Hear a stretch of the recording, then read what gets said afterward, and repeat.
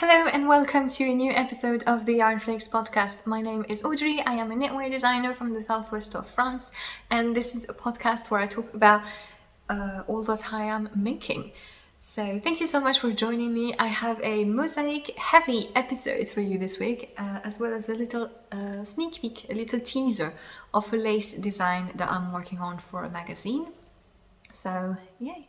You can find timestamps to all the different sections of the podcast in the description down below. So if you want to skip anything or find a project in specifically, feel free to look at this. I also put links to everything that I talk about, the yarns and the patterns that I will be mentioning, as well as links to my social media, my pattern shop, and my Patreon page if you would like to support my business.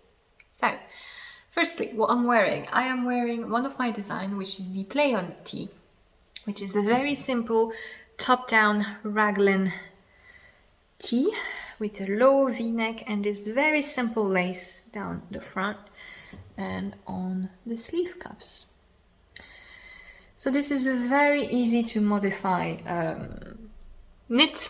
You can make long sleeves, you can make a long body. I have knitted mine in Meadow Yarn in her, I think it's a Windle base.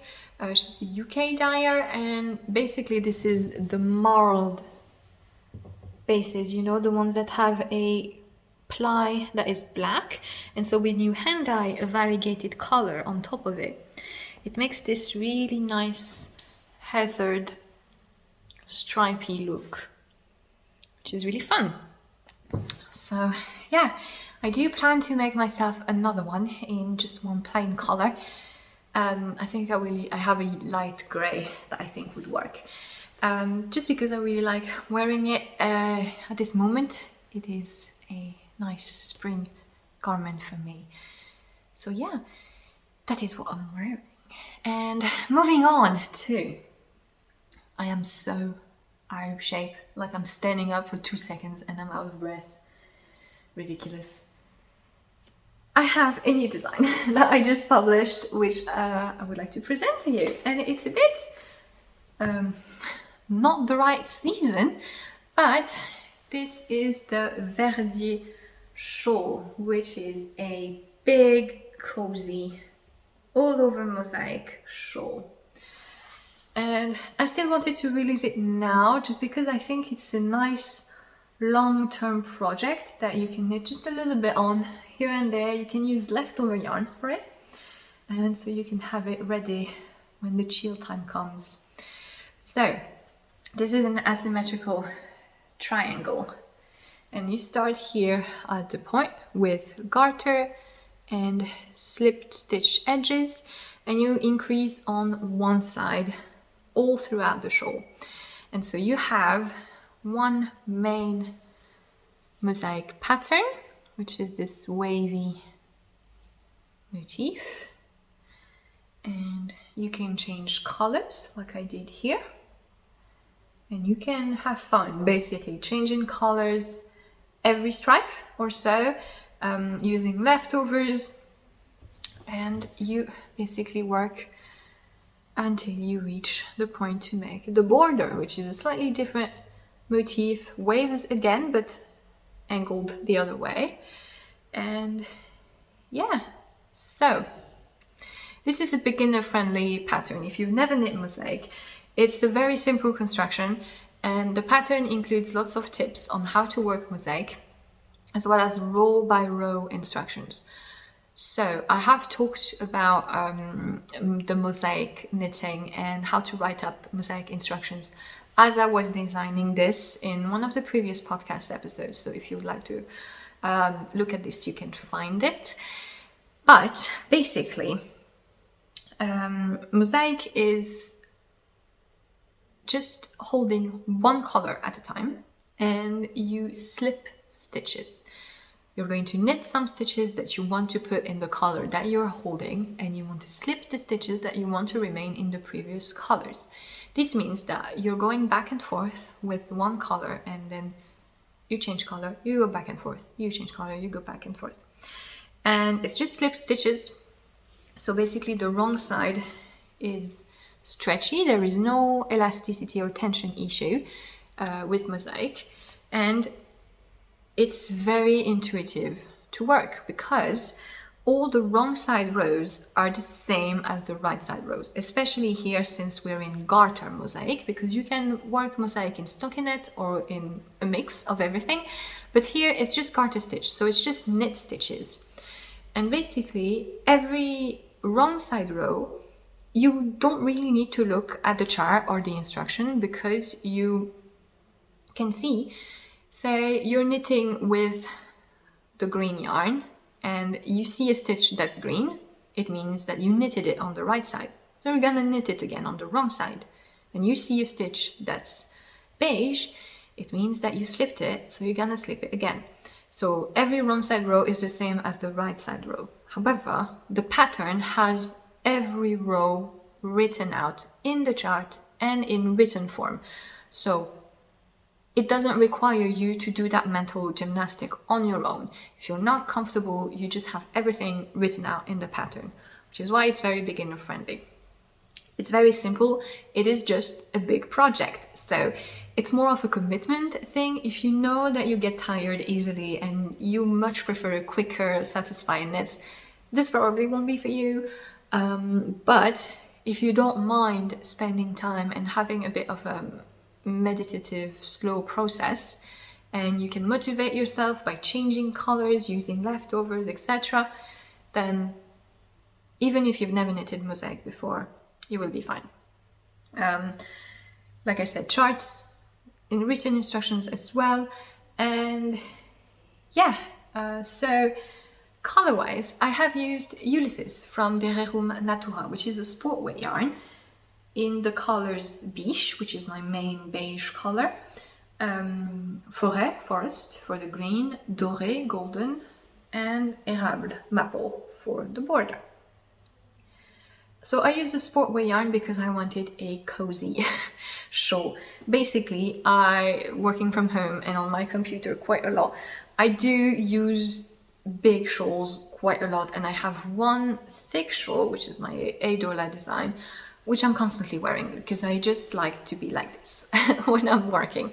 And I wanted another big, cozy shawl that I could wrap myself in winter. And so this is why I knitted this in Ulysses. But the gauge is so that you can absolutely work it in fingering weight. You will have something that's a little bit more lightweight, but the gauge will be right as well. The gauge was very French, the gauge. The gauge will be right as well for fingering weight. And if you do it in sport weight like I am, you can see how it makes like this really big cozy. It looks really stupid with my t-shirt at the moment, but it makes this really big cozy scarf. But if you're making it in fingering weight, it will be a lot lighter here. So yeah, that is the plan. I suspect my partner is going to steal it from me. I'm actually going to give it to him because he has a bit of a cold at the moment, and I think he will appreciate it. Ulysses is woolen spun Arles Merino, which is a French merino. It's soft, but it's still a little bit grabby, and the woolen spun makes it so that it puffs up, and it really is great for any type of color work because it shows the pattern really well. Color-wise, when you're knitting mosaic, you do need more contrast, even more than what you could get away with in stranded knitting, because mosaic is sort of interlocking thing. Because you see, if you look at it from afar, you see the green stripe, it actually has beige dots in it, and same, the beige stripe has green dots in it. This is because when you're knitting mosaic, and the reason why you don't have such big floats and you still have an easy to manage tension is because you're not slipping a lot of stitches at once. This is just how geometrically mosaic works. You're only slipping a few stitches, like 1 or 3 stitches maximum at once. And this means that the colors are completely interlocked. and you don't have a flat lay of one color. So if you don't have enough contrast, you're gonna lose the pattern. And you can see in the colors that I used, I think that this is a good way for you to see. Interrupted. Starting over. So you can see how my golden contrast color is right at the limit. I think if it had any less contrast, it wouldn't work. So you have the two examples of something that is higher contrast here and here with the border, and something that is lower contrast. But you shouldn't, in my opinion, go any less contrast than this for the mosaic to really show. So yay, and you can have a look at my tester's version, which had some fun mixing up the colors. Like I said, you can use a bunch of different things. You can make stripes of different colors. The size is adjustable. You just need to make a little bit of a adjustment here. Basically, when you're switching from one pattern to the next, you need to have a certain number of stitches for the border chart to fit. So you need to do a little bit of calculation here, but it is all explained in the pattern if you want to adjust the length. And once you've started the border, you can basically knit until you're done. So that is it for technical bits, I think, of this design.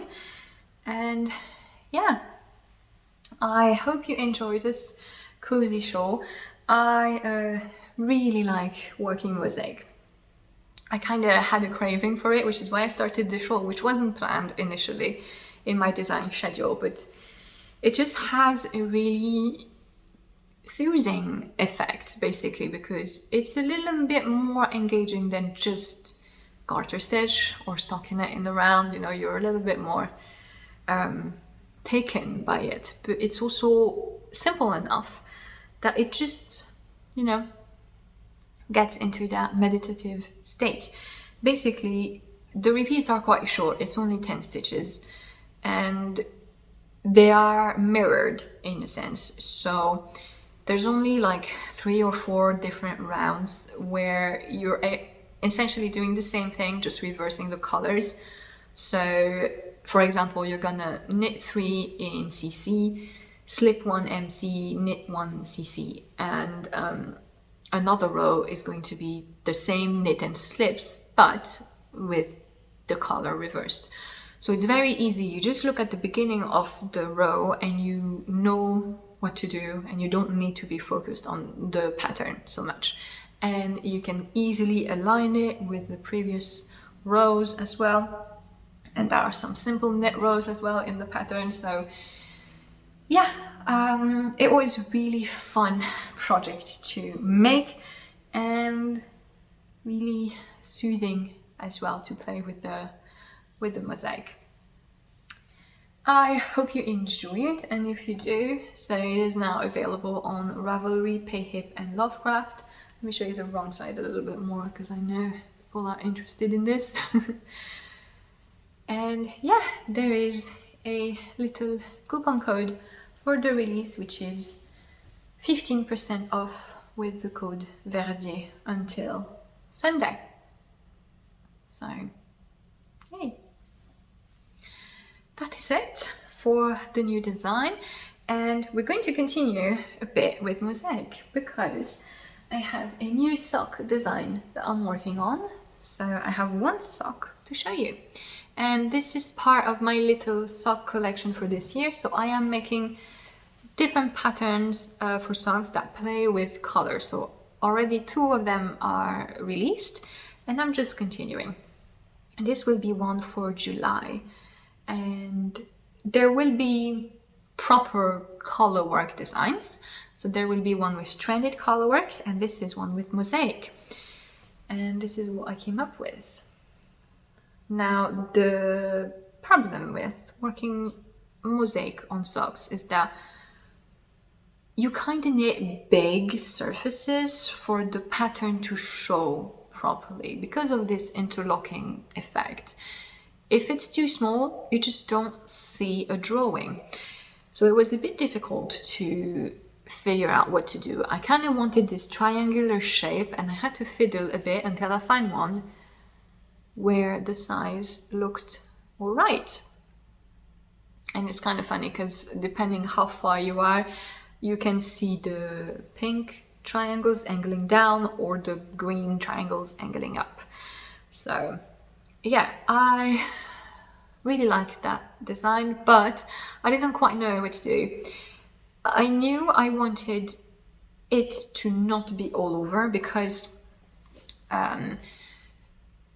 of fit issues, which we will talk about in a bit. But I still wanted it to be big enough to have a visual impact. So I made one repeat and I said, not enough. I made 2 repeats. I said, still not enough. So I ended up putting it all over the leg. And I think that works quite well. So I make pretty short legs. This is about the regular leg length that I make. Because I tend to have thicker calves, and it's just uncomfortable for me. So even though I think those would be for my mom, I usually don't make higher socks than this. So that's about the length of leg that I make. And yeah, I think it looks nice. I added a dotted pattern on the sock, on the feet itself, because I just thought that going from the garter stitch mosaic, because this is also garter stitch, so since we're in the round, every other row is purl, and I thought jumping from this to plain stockinette was a bit jarring, so I made this just very simple offset dotted motif. And I also used garter ribbing here. And yeah, I just think that looks quite fun. So the thing with these socks is that even though I managed to have a small enough repeat, it's still 10 stitches, and so the stitch count is different from the leg to the foot. That's also why I didn't want the mosaic everywhere, because the fit would have been off. And so the thing is, you will have to probably try on and adjust your needle size if necessary for the leg portion. In general, for socks, I highly recommend that you just try them on. Actually, try on everything. Because I keep seeing people who don't try their knits on, and it's a bit absurd, especially since so many people refuse to knit bottom-up garments, and they say top-down is much better because you can try it on, and then they don't try it on. And I see so many people knitting a complete garment, finishing it, blocking it, everything, and only then trying it out and be like, it's too long or it's too short. I just try it on, please. It's like designers cannot guess how tall your torso is, how you like to wear things. So just try things on when you can, and you can for socks as well. And this is especially true if you've never knitted socks. You might be a bit confused because designers give a gauge, a needle size, which is the one that the designer used to reach the gauge, which may not be the one you need, but a gauge, a stitch count, and a finished circumference, basically the finished circumference in centimeter or inches, which is obtained with said gauge and said stitch count. And you might be wondering, why is there so many information? The thing is, a lot of people have their preferred gauge for socks. Like they like a tighter fabric, they like a looser fabric, they like a certain number of stitches, etc. And so if you've never knitted socks, what I recommend you do is that you measure your foot like the pattern says, and you find the measurement that corresponds to you. So let's say you need a 20 centimeter circumference sock, 7 3/4 inches, I think. That is the sock that you want. You need a little bit of negative ease, so the sock needs to be smaller than your foot, unless you're making like slippers or something more specific. But anyway, you want the 20 centimeter sock, and it tells you at the pattern gauge, this is a 60 stitch sock. Pattern gauges for socks vary from 30 to 36, 40 stitches per 10 centimeter. It depends on the type of texture that you might find, on the designer's preference, etc. So you don't really need to swatch for socks. Swatching and getting gauge are two different things. And you may do 50 different swatches. If you don't check your gauge on the actual project, it doesn't matter, because knitting a larger project results in sometimes different gauges than what you would expect. So always check your gauge on the actual project. And when you're making a small thing like a sock, it doesn't make much sense to swatch, because basically first you need to swatch in the round, and it's a bit annoying to swatch in the round, so people don't do it properly. And yeah, it's resulting in you're swatching and you're like, okay, this is my gauge, but then it's not really your gauge because you didn't swatch properly. So what I recommend is that you just start the sock, just start knitting it, because you're gonna make a little bit of it. Like say you knit this and then you try it on. And when you try on the leg portion of a sock, it needs to go over your heel very easily. If it doesn't go, if you need to stretch it to go over your heel, then it's gonna be too small here. And if it stays too loose on your leg or ankle, then it's too loose.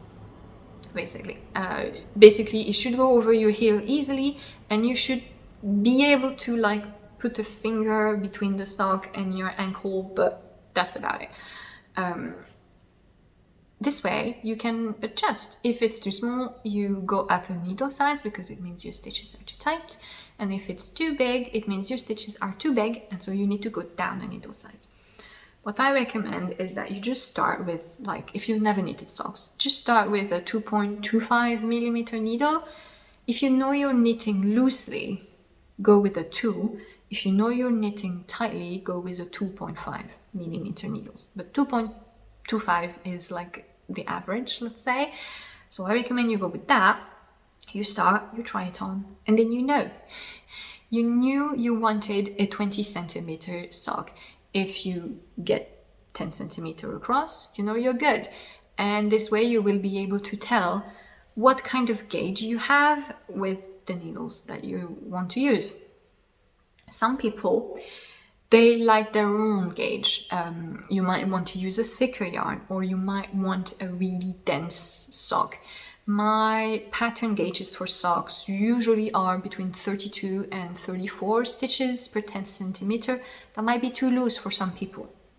So someone might want a really tight gauge, and they know that they get the fit that they want with this gauge, the gauge that they want, at like a 68 stitch sock.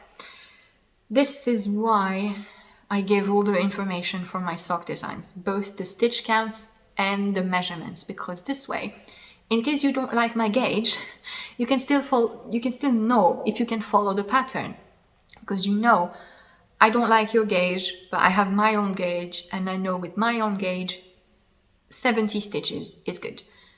And if you see that the sock comes in around 70 stitches, then you know you're good, and you can ignore my gauge and needle size. You just do your own, and it works.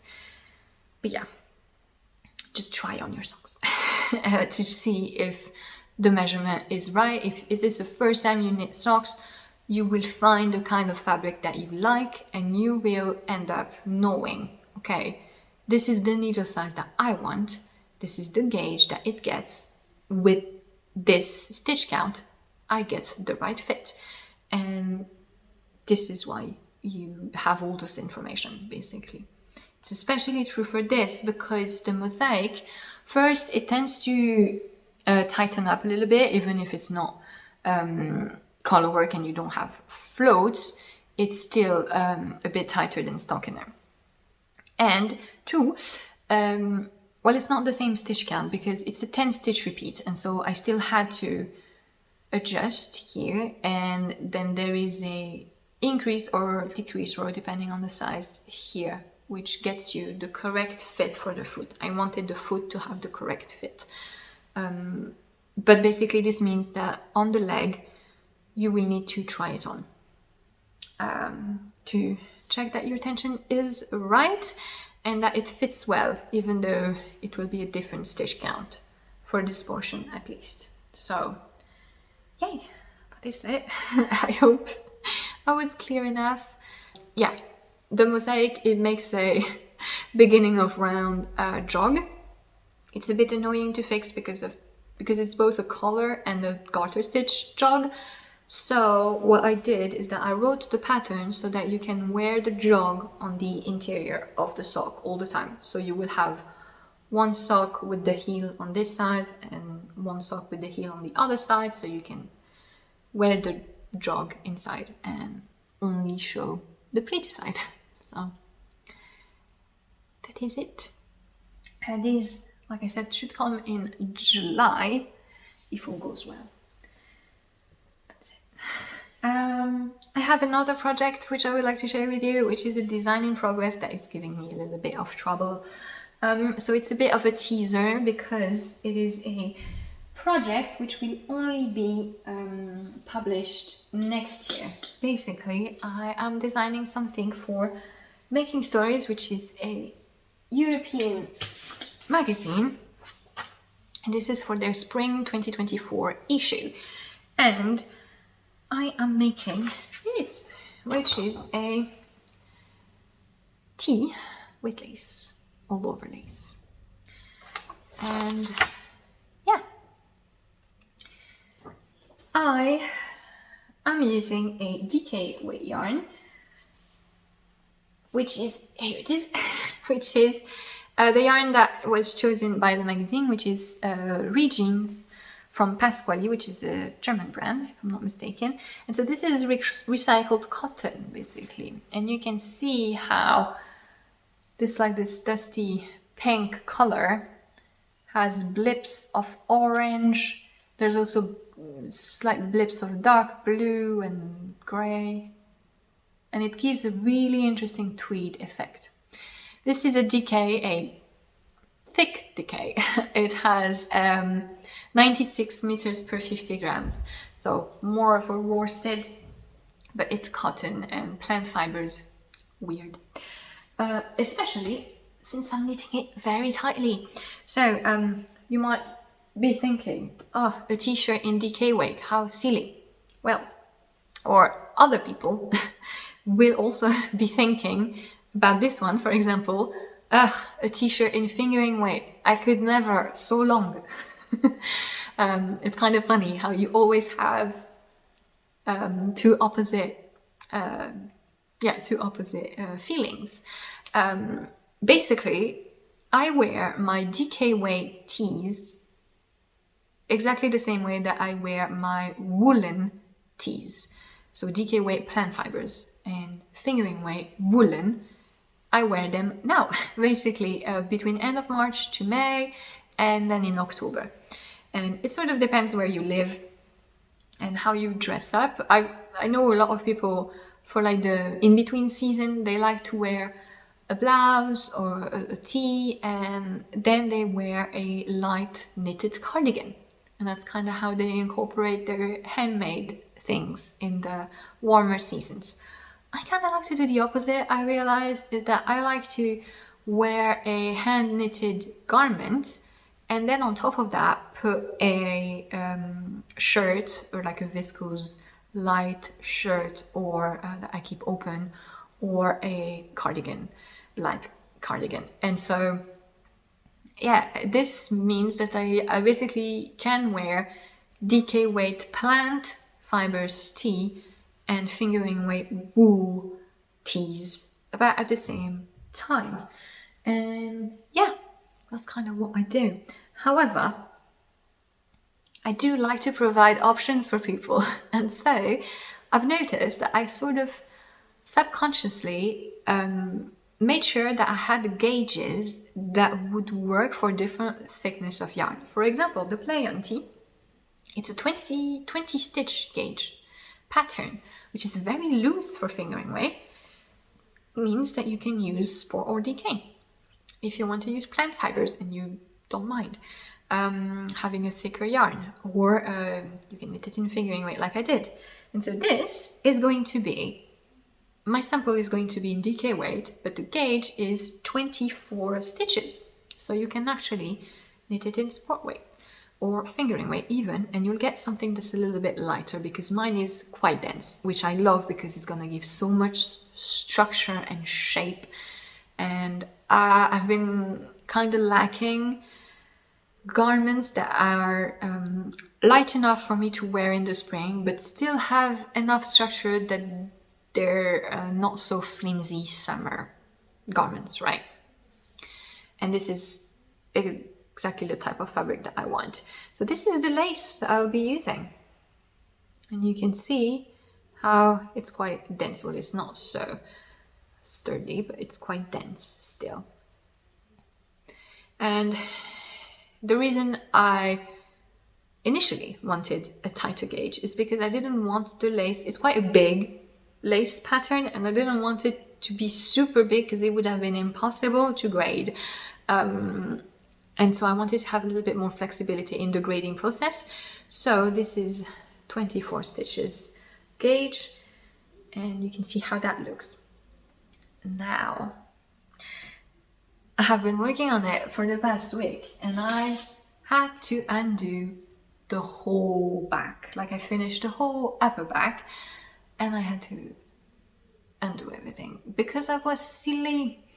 You know, when you start something and there's something wrong, you did a mistake, you know it's wrong, you know you're gonna have to undo it, but you're in denial, so you keep knitting until at some point you're like, okay, I do need to restart. So you wasted time. Instead of frogging at the beginning when you knew it was wrong, you just kept going because you were like, no. I did that. Basically what happens is that, okay, so how to explain this? I want the lace to merge in the ribbing, as you can see on my sketch here. Like, there's twisted ribbing above and for the hem below, and basically I want the lace to merge from that, because the lace is very tall. As you can see, it's like almost, I think it's 12 centimeter, which is a lot, and I wanted people to be able to adjust the body length, and not just by 12 centimeter to 12 centimeter. 12 centimeter is what is 5 inches, something.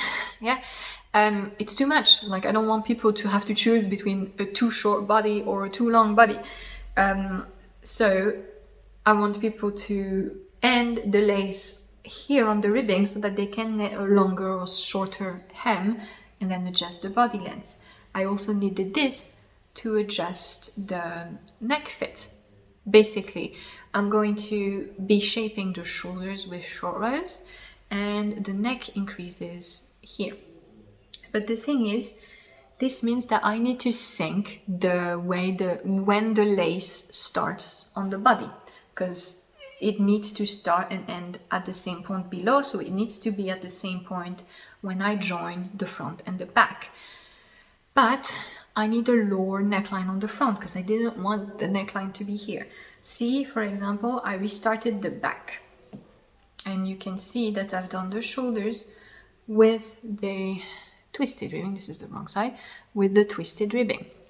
And so this is going to be like this on the shoulders, but this is the back, and you can see I've joined the two back shoulders, and like, this is too high on the neck, but it's the back, so that's okay.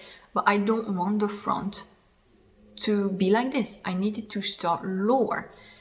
So this means that I need to offset the start of the twisted ribbing until I reach the start of the lace. Sorry, I need to keep knitting in ribbing and only start the lace at the point where I'm going to start joining the two fronts so that it's synced. The thing that I did first is that I said, well, it's fine, I'll start the lace higher on the back, this way you have more lace. But it looks weird because you would have had a big lump of ribbing here on the front and just a small lump of ribbing on the back here, and it would have looked weird. So yeah, I stuck that, and I'm gonna make the entire shaping here of the neck and match it on the back in ribbing before starting the lace. This way it's all synchronized and I don't have an issue at the end of the body. I kind of want the neckline to be like around here. I'll see. But yeah, that is what I had to restart for, because I really wanted the fit to be okay, because it's important for me that this has the shape that is correct and that sits nicely, so that it will basically accommodate different drape. That's what I kind of wanted to achieve. But yeah, this is how it will look. But then it will look like this. I think it's nice if it starts about here. So that's the idea for this design, which will be published, like I said, next year. So sorry for the long wait, if you do like it, but yeah, that's the plan. That's what I'm working on at the moment. It's a shame that I lost all that work, because I have to work on it rather slowly because it's quite hard on my hands. I've been making another design which will come in early June, also in a plant fiber, and I've also made it tight because I really like the result of it. But it's hard to knit this tight plant fibers, especially when you have purr through the back loops, etc. So I need to knit it a bit slowly, which is good. But it means that if I'm wasting time because I'm not accepting my mistakes, then it's a bit of a shame. But yeah, that is what I've been working on. I hope you enjoyed my gauge rants again. And yeah, thank you so much for watching this episode. I will see you again next week. So I've been arranging myself so that I can film with a little bit of time apart so that I have new things to show you. But you're going to see me quite a lot within these 3 weeks here. So yeah, thanks for watching. I hope you enjoyed. I wish you a very happy afternoon, evening, no matter when you're watching this, and I will see you next time. Bye!